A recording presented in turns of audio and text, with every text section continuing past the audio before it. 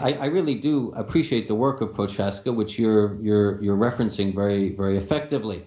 And there's one particular quote that I remember. He goes that, or he quotes someone else saying that for for for every complex problem, there's a simple solution, and it's wrong.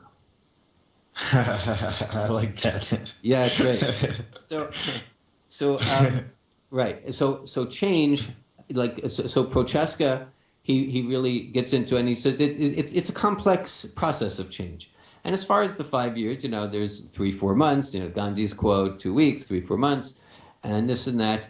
And my sense about that is that there are different contexts and factors. I know that let's say to give up cigarettes and be clear on not smoking, it could be a 5 year process. There are some people.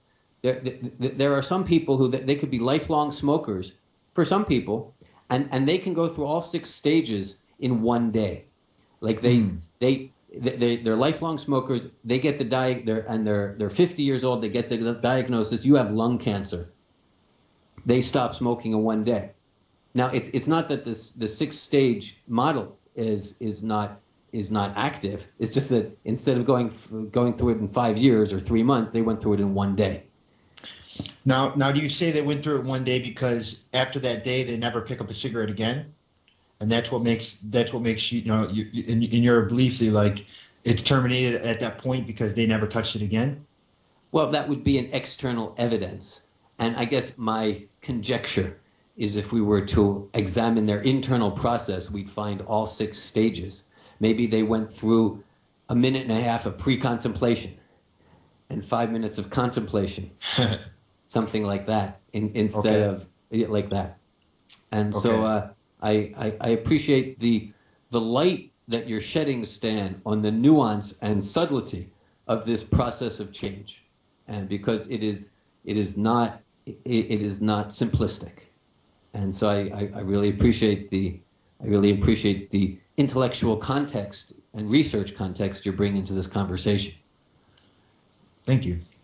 From my own perspective, you used an example of smoking, and I think smoking is a good example for me. I've been an avid marijuana user, so smoking has been something that's always been a hard habit for me to break as well. Yes. And I'm just now again in that process of breaking that habit once again. But with something like smoking, and I'm sure it's similar to people who smoke, it's not just going, I'm going to quit and never going to do it again. And even if on the day I say I'm going to quit and I never do it again, and I reach that termination phase within my mind, there's still bodily cravings, and there's still even the desire, if nothing more, maybe social desire to be with that company. So I think that's why this model is beautiful in that sense, because after 5 years, you probably change your company. You probably change your desires by replacing that habit with other habits. Mm-hmm. That's right. And maybe even have kicked the physical cravings by then. Mm-hmm. Yes. Yeah. And so there's all these factors, the people we associate with.